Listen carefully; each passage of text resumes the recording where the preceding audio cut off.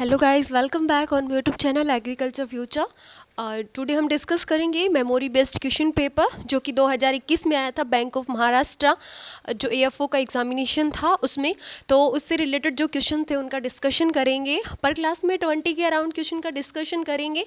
छोटे छोटे पार्ट्स में क्लासेस होगी। अगर आपको अच्छा लगे देन सीरीज़ को कंटिन्यू रखेंगे।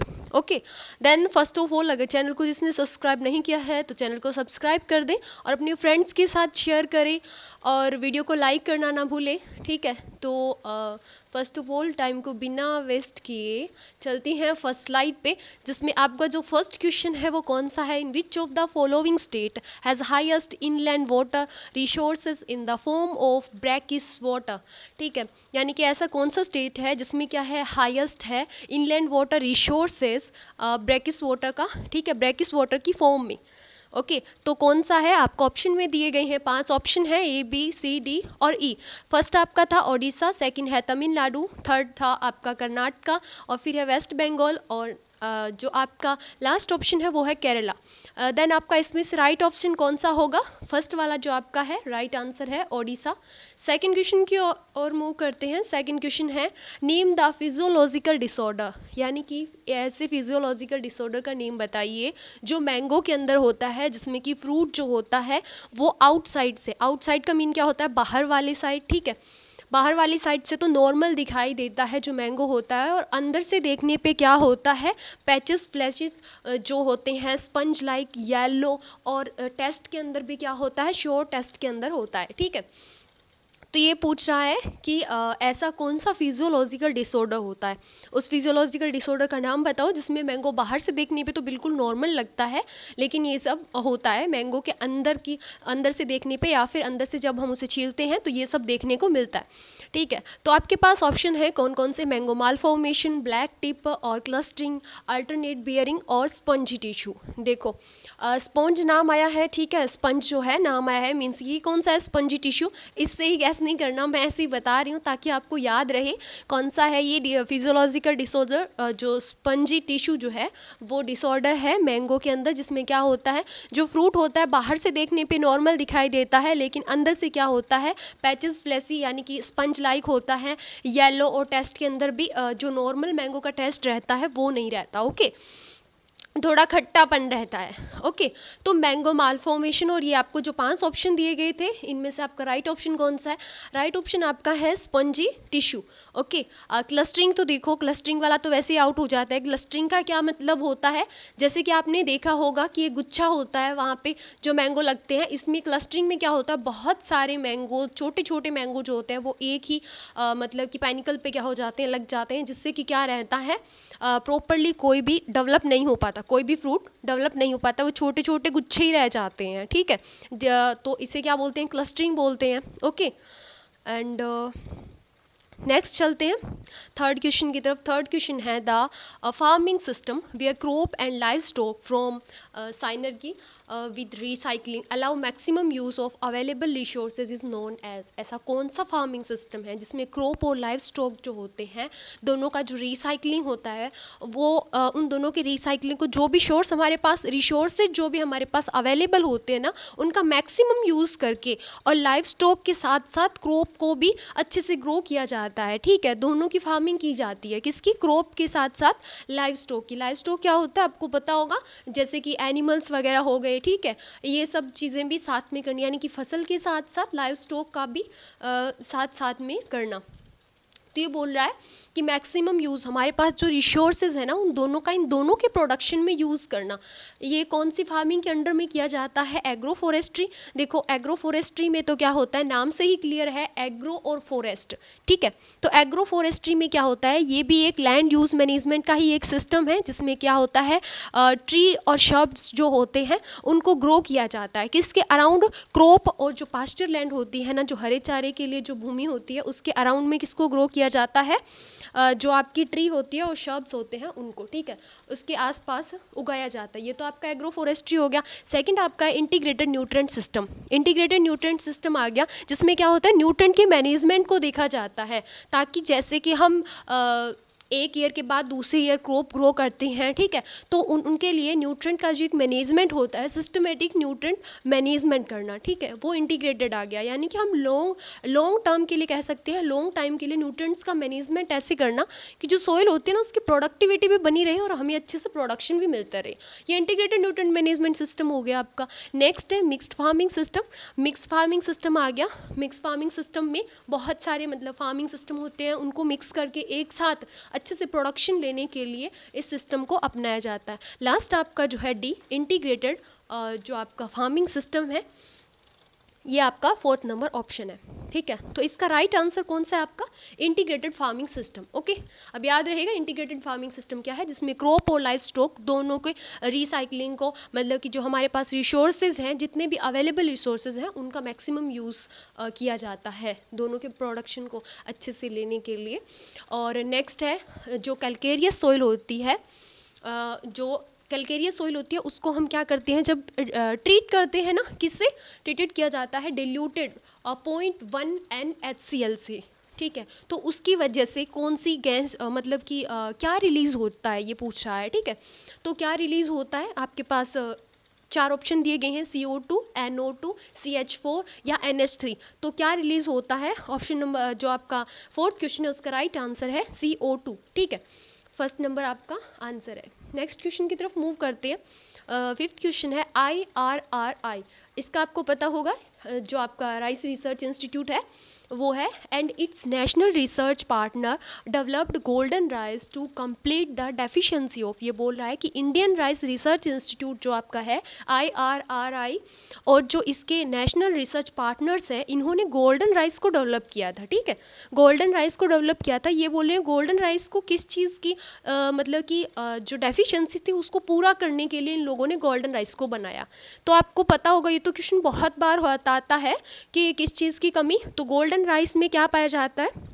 इसका आपका राइट आंसर है, ये तो सबको ही पता होगा, विटामिन ए। विटामिन ए सबसे ज़्यादा होता है किसमें? गोल्डन राइस के अंदर होता है, ओके।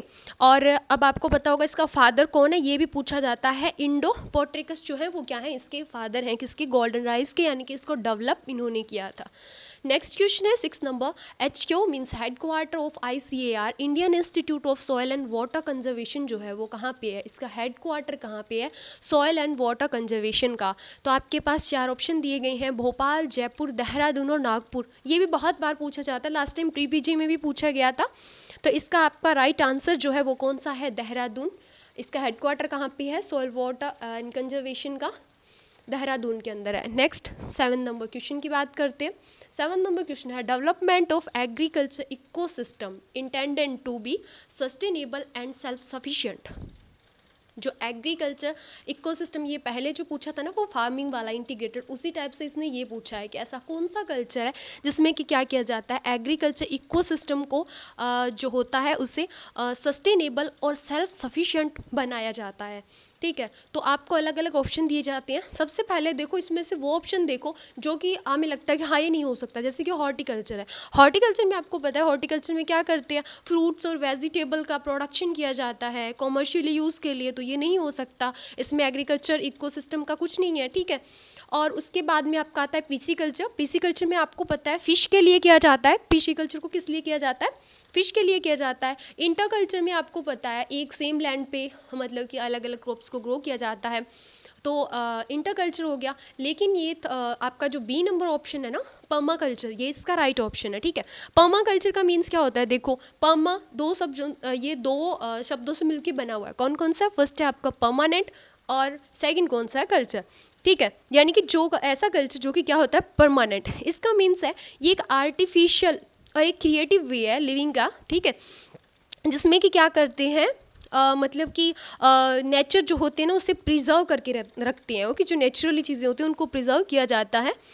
तो आपको समझ आया कि एग्रीकल्चर इकोसिस्टम जो होता है उसको सस्टेनेबल और सेल्फ सफिशिएंट किसके अंडर में बनाया जाता है? Permaculture, okay. नेक्स्ट है total agro climatic zone of India. India के अंदर टोटल एग्रो क्लाइमेटिक जोन है वो कितने हैं, आपको अलग अलग ऑप्शन दिए गए। ये भी मुझे लगता है नॉर्मली सबको ही पता होगा कि इसके अंदर कितने हैं, 15 है। ओके, इसमें क्या होता है, कन्फ्यूज़न रहता है कई बार 10 में और इसमें, ठीक है, मुझे भी रहता था पहले, इसीलिए बोल रही हूँ। इसका क्या राइट आपका ऑप्शन है बी नंबर 15 जो है इसका राइट आंसर है। नेक्स्ट आपका 9 नंबर क्वेश्चन है, green house technology started in which decade of India. India के अंदर जो ग्रीन हाउस टेक्नोलॉजी है वो कब स्टार्ट की गई, कौन से डिकेड के अंदर इंडिया में स्टार्ट की गई। ये भी आपका इंपॉर्टेंट क्वेश्चन है। ये ग्रीन रेवोल्यूशन की बात नहीं कर रहा, ग्रीन हाउस टेक्नोलॉजी की बात कर रहा है। आपके पास 4 ऑप्शन है, 1960 में या फिर 1970 में या 1980 में या 1990 में, ठीक है। तो 9 नंबर क्वेश्चन जो है उसका आपका राइट आंसर है ऑप्शन नंबर सी, 1980 डिकेड के अंदर क्या किया गया, ग्रीन हाउस टेक्नोलॉजी है वो इंडिया के अंदर स्टार्ट की गई। 10 नंबर क्वेश्चन की बात करती है, which soil has high water holding capacity but poor drainage. ऐसी कौन सी सोयल है जिसकी वाटर होल्डिंग कैपेसिटी तो क्या होती है, हाई होती है, बट ड्रेनेज जो होता है ना वो क्या होता है, पुअर होता है। वाटर होल्डिंग कैपेसिटी क्या होती है, वाटर होल्डिंग कैपेसिटी होती है जो हम फसलों को पानी देते हैं ना, जो वाटर देते हैं उसको है ना होल्ड करके रखती है, ज़्यादा टाइम तक अपने पास रखती है। कई सोइल्स होती है आपने देखा होगा जिनमें पानी देते हैं उसके बाद कुछ टाइम बाद ही क्या होती है वो सूखी सूखी दिखने लगती है, जैसे कि काफ़ी टाइम से पानी दिया ही नहीं है। ओके, लेकिन कुछ सोइल ऐसी होती है जो कि क्या होती है, पानी को होल्ड करके रखती है। ओके, वाटर को होल्ड करके रखती है, उसकी होल्डिंग, उससे ही बोलते हैं होल्डिंग कैपेसिटी। पानी को होल्ड करके रखने की जो कैपेसिटी होती है वो होल्डिंग कैपेसिटी। बोल रहा है कि ऐसी कौन सी सोइल है जिसकी हाई वाटर होल्डिंग कैपेसिटी होती है और ड्रेनेज जो होता है वो क्या होता है, पुअर होता है। तो इसमें आपको अलग अलग ऑप्शन दिए गए हैं। फर्स्ट है ब्लैक सोइल, सेकंड है रेड सोइल, थर्ड है लेटराइट सोइल और फिर है आपका एलुवियल सोइल। तो 10 नंबर जो क्वेश्चन है उसका राइट आंसर कौन सा है आपका, फर्स्ट ए जो ब्लैक सोइल है। ब्लैक सोइल की वाटर होल्डिंग कैपेसिटी क्या होती है, हाई होती है, बट जो ड्रेनेज जो होती है वो क्या होती है, पुअर होती है। 11 नंबर क्वेश्चन की बात करती हैं, ब्लू कलर जो सर्टिफिकेट जो टैग होता है वो किसको इंडिकेट करता है, ठीक है। यानी कि कौन से, आपको पता होगा सीट की क्लासेस होती है, 4 क्लासेस होती है, कौन कौन सी होती है। देखो इसे याद करने के लिए कंफ्यूजन होता है बहुत लोगों को, ठीक है, कि इनके मतलब फर्स्ट सेकंड थर्ड के लिए। तो एक ट्रिक है, देखो BF और उसके बाद में R और फिर C, BFRC। बी का मीन्स ब्रीडर, फाउंडेशन और रजिस्टर्ड सीड और सर्टिफाइड सीड, ठीक है, याद रहेगा BFRC। ओके, तो अब देखो ये फर्स्ट ऑफ ऑल ये पूछ रहा है कि जो ब्लू कलर होता है ना, इन सबको, ये जो सीड की क्लासेस हैं इन सबको क्या दिया जाता है, अलग अलग टैग दिया जाता है। आपको कैसे पता चलेगा कि ये ब्रीडर सीड है या फिर फाउंडेशन सीड है या रजिस्टर्ड सीड है या सर्टिफाइड सीड है, इसके लिए इनको अलग अलग कलर दिया जाता है। जैसे कि इंसेक्टिसाइड पे भी दिया जाता है ना, ग्रीन, येलो, रेड, उससे आप पता चल जाता है हमको कि ये कितनी ज़्यादा टॉक्सिक है, ठीक है। तो पॉइजन का भी आइडिया लग जाता है। वही वाला सीन यहाँ पे, इनको अलग अलग क्या करते हैं, अलग अलग कलर दिए गए हैं। अब ये बोल रहा है कि जो ब्लू कलर होता है ना वो किस टैग को, कौन सी क्लास, सीड की कौन सी क्लास को इंडिकेट करता है, किसके लिए। इन सबको अलग अलग कलर मिला है। ब्रीडर सीड को कौन सा मिलता है, ब्रीडर सीड के लिए गोल्डन येलो कलर है।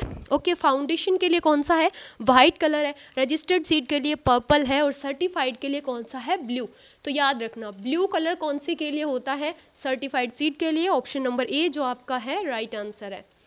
12 नंबर क्वेश्चन की बात करती हैं, which silk known as golden treasure of Assam. ऐसी कौन सी सिल्क है जिसे क्या बोला जाता है, गोल्डन टेरेसर ऑफ असम बोला जाता है।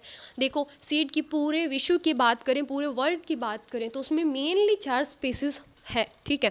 और वो कौन कौन सी है, यही 4 है, mulberry silk, Taisor silk, Muga और इरी सिल्क, ठीक है, ये 4 है। तो अब ये बोल रहा है ना इन चारों में से ऐसी कौन सी सिल्क है जिसे कि क्या बोलते हैं, गोल्डन टेरेसर ऑफ असम बोलते हैं। हमें इतना पता है कि इन चारों सिल्क में से 90% जो प्रोडक्शन होता है ना वो कौन सी सिल्क का लिया जाता है, मलबेरी का, लेकिन इसे गोल्डन टेरेसर ऑफ असम नहीं बोला जाता। तो 12 नंबर क्वेश्चन का राइट आंसर क्या है, मूगा सिल्क, ठीक है। मूगा सिल्क को क्या बोलती हैं, मूगा सिल्क को बोला जाता है golden treasure of Assam. Okay, 12 number question हमारा हो गया।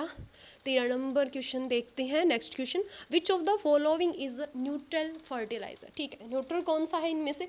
अब देखो न्यूट्रल फर्टिलाइज़र क्या होता है, यानी कि ऐसा फर्टिलाइज़र जो कि क्या होता है, सोइल की जो पीएच होती है ना उसके साथ कोई ज़्यादा छेड़खानी नहीं करता, मतलब कि उसे ऐसी ना ही तो जो सॉइल की पीएच होती है उसे डिक्रीज करेगा और ना ही उसे इंक्रीज करेगा। ऐसे फर्टिलाइजर्स उन्हें क्या बोलते हैं, न्यूट्रल।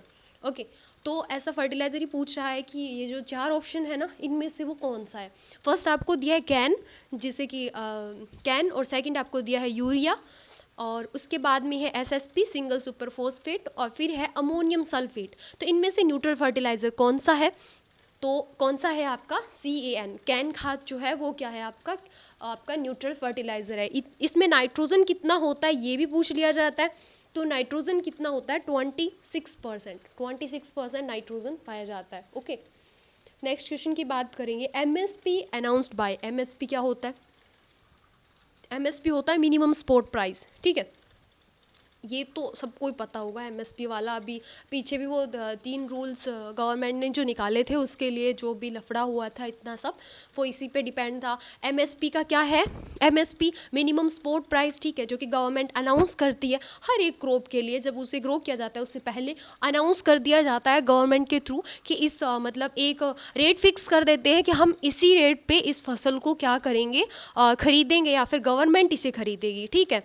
तो उसमें क्या होता है, फिर किसान उसी के अकॉर्डिंग फसल को ग्रो करता है। ओके, वो MSP रहती है, उसे बोलते हैं MSP minimum support price. Okay, तो ये बोल रहा है कि ये जो MSP है ये किसके थ्रू अनाउंस्ड की जाती है, इसे कौन अनाउंस्ड करता है, CACP या फिर सेंट्रल गवर्नमेंट या एग्रीकल्चरल यूनिवर्सिटी या फिर ICAR। तो इसमें से आपका राइट आंसर कौन सा है, इसमें से आपका राइट आंसर है option number B, central government जो होती है वो MSP क्या करती है, अनाउंस्ड करती है। ओके, नेक्स्ट क्वेश्चन की बात करेंगे। नेक्स्ट क्वेश्चन है agriculture produce market regulated by. Agriculture produce market जो होते हैं वो रेगुलेटेड मतलब किसके थ्रू किए जाते हैं, किसके थ्रू किए जाते हैं, आपको 3 ऑप्शन दिए गए हैं, सेंट्रल गवर्नमेंट के थ्रू, या फिर APMC बाय स्टेट गवर्नमेंट के थ्रू, या फिर ICAR के थ्रू, ठीक है। ICAR का मीन्स क्या होता है, Indian council agriculture research. APMC, अब हमारे पास ये बोल रहा है सेकंड ऑप्शन है APMC बाय स्टेट गवर्नमेंट, ठीक है। APMC की फुल फॉर्म क्या होती है, agricultural produce and live stock market community, ठीक है। तो ये किसके थ्रू किया जाता है, agriculture produce APMC by state government के थ्रू क्या किया जाता है, रेगुलेटेड किया जाता है।